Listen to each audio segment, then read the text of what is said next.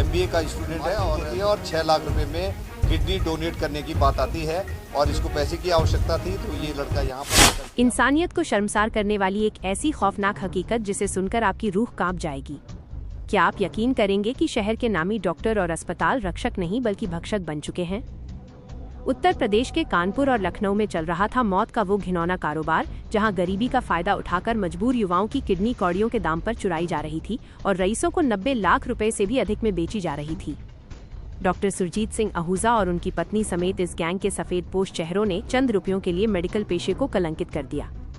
रावतपुर के एक निजी अस्पताल में उत्तराखंड के एक बेबस युवक को 10 लाख का लालच देकर उसकी किडनी निकाल ली गई, लेकिन उसे मिला सिर्फ धोखा। क्राइम ब्रांच की छापेमारी में जब इस रैकेट की परतें खुली तो पूरा प्रदेश सन्न रह गया। 6 गिरफ्तारियां हो चुकी हैं, लेकिन सवाल अब भी वही है, आखिर कितने बेगुनाह इन कसाईयों की भेंट चढ़ चुके हैं? देखिए, रक्षक जब खुद भक्षक बन जाए तो न्याय की उम्मीद किससे करें? कानपुर पुलिस और कानपुर मेडिकल डिपार्टमेंट द्वारा अब तक संयुक्त रेड में 6 लोगों को हम लोगों ने अरेस्ट करा है, जो मानव के अंगों का जो है ट्रांसप्लांट कराते थे अवैध ढंग से। उन लोगों को पकड़ा है। यहाँ पर हॉस्पिटल के मालिक जिनके यहाँ पर ये ट्रांसप्लांट कराया गया था वो आहूजा हॉस्पिटल है, उनके जो ओनर और डॉक्टर दोनों को पकड़ा जा चुका है। जो किंग पिन था वहाँ पर शिवम अग्रवाल, उसको पकड़ा जा चुका है। और जो डॉक्टर जो करता था वो अभी यहाँ पर उनकी टीम वो जो है फरार है। इसमें जिन ऑपरेशन करने के बाद 2 अन्य हॉस्पिटलों में जो डोनर है और जो रिसिपिएंट है उनको अलग अलग हॉस्पिटलों में भेजा जाता था, वो लिंक हमने ढूंढ लिया और उनके जो ओनर हैं उनको भी अरेस्ट किया जा चुका है। ये घटना इस प्रकार से, एक लड़का आयुष है जो डोनर है, जो MBA का स्टूडेंट है और देहरादून में पढ़ता है, और एक रेसिपिएंट हैं पारुल तोमर, ये मेरठ की रहने वाली हैं। इनकी 8 साल से किडनी फेलियर का केस चल रहा था और पारुल के संपर्क में डॉक्टर अफजाल आते हैं। जनरली ये जो जहां डायलिसिस होता है उनको अपना टारगेट बनाते हैं और वहां पर पोटेंशियली जो रेसिपिएंट हैं उनके बारे में जानकारी इकट्ठा करते हैं। फिर टेलीग्राम के आधार पे इन्होंने संपर्क करा है और ये आयुष लड़का जो है एक म्यूल अकाउंट को इसने ओपन करा है और ये साइबर से रिलेटेड भी इसका हमें बैकग्राउंड पता लगा है।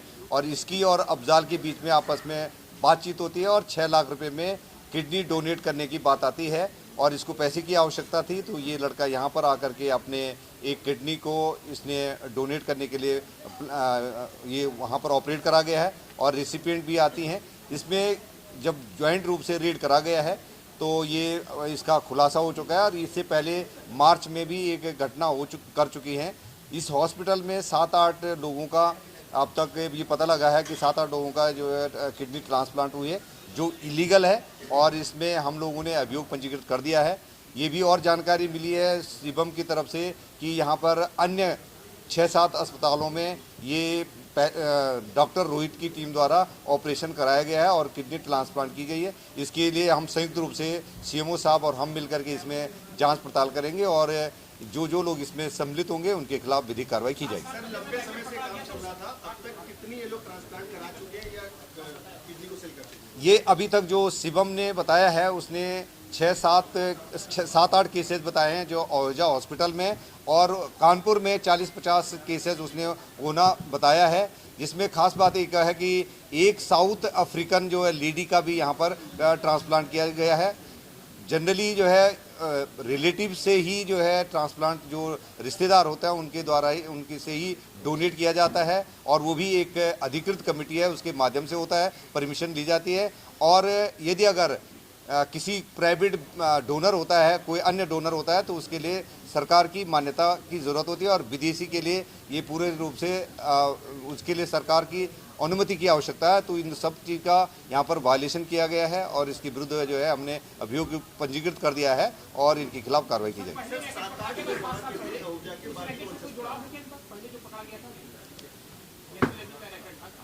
अभी उसकी जांच पड़ताल की जा रही है। ये अभी हम लोगों के कुछ अस्पताल का नाम आए हैं तो उन पे हम लोग जांच पड़ताल कर रहे हैं। संयुक्त रूप से सीएमओ साहब की टीम और हमारी टीम काम करेंगे, तो इसमें जो लोग इसमें लिप्त हैं उनके खिलाफ कार्रवाई की जाएगी। लंबे समय से इस तरह का जो सिंडिकेट पनप रहा था, क्या लगता है किसका संरक्षण था? ये अभी किसी भी का संरक्षण का नहीं लगे, बहुत ही गोपनीय ढंग से ये गतिविधि को अंजाम दिया जाता रहा है और कुछ इनपुट आ रहे थे, उस इनपुट के बेसिस पर हमने पूर्व में भी एक हॉस्पिटल को सीएमओ साहब को अनुरोध किया था, तो उन्होंने जांच पड़ताल करा है और उस हॉस्पिटल को बंद करा गया है। उसी के जो जिनका वो हॉस्पिटल बंद हुआ, उन्हीं लोगों ने फिर अभी 5-6 दिन पहले एक नया हॉस्पिटल चालू कर दिया था और उस पर भी अब कार्रवाई की जाएगी। तो ये लगातार सूचनाएं मिलती हैं और हम लोग संयुक्त रूप से इसमें कार्रवाई कर रहे हैं। नहीं, डोनर के अभी वो उनका उपचाराधीन है, आईसीयू में है, डोनर भी और रेसिपिएंट दोनों का इलाज चला। हमारे सरकारी हॉस्पिटल हैलेट में उनका उपचार करा और हमारे एक्सपर्ट डॉक्टरों के द्वारा उनका चिकित्सा का ध्यान दिया जा रहा है। अस्पताल के बाद जो पेशेंट थे ऑपरेशन होने के बाद दूसरे हॉस्पिटल में शिफ्ट किए गए, तो जिन हॉस्पिटलों में शिफ्ट किए गए क्या उनका रजिस्ट्रेशन था? सीएमओ साहब सामने बैठे हुए और इस तरीके के सैकड़ों अस्पताल पनप रहे हैं शहर के अंदर, जिनके पास ना कोई मानक है ना कोई रजिस्ट्रेशन है, तो इनकी चलाने की जिम्मेदारी या सीएमओ साहब ने अभी तक क्या कार्रवाई? जिस केस में 3 हॉस्पिटल अभी तक इन्वॉल्व थे, एक हॉस्पिटल आहूजा, दूसरा प्रिया और तीसरा मिडलाइफ। आहूजा हॉस्पिटल और प्रिया हॉस्पिटल का रजिस्ट्रेशन है और मिड लाइफ का कोई रजिस्ट्रेशन नहीं है, लेकिन मिड लाइफ अभी चालू करा था, कुछ पिछले मार्च में 5-6 दिन पहले ही चालू करा है। जो ओनर है, इसका पूर्व में एक आरोही हॉस्पिटल था, उसको सीएमओ साहब ने सील कर दिया था। तो अभी ऐसे जो अनधिकृत जो अगर हॉस्पिटल चल रहे हैं, उसके संयुक्त अभियान चला करके ऐसे के खिलाफ कार्रवाई की जाएगी।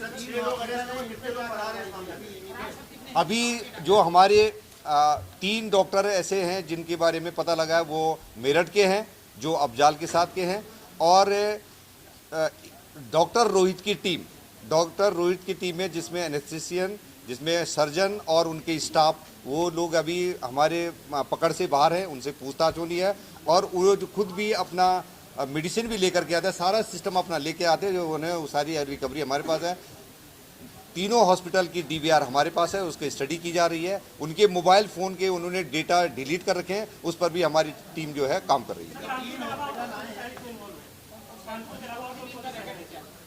अभी तक हमारे पास कानपुर का ही हम लोग कर रहे हैं और इसमें क्योंकि एनसीआर के डॉक्टर्स के बारे में हायर सेंटर कौन था, इसके बारे में अब और आगे जांच पड़ताल की जाएगी। ये अभी हमें कोई आइडिया नहीं।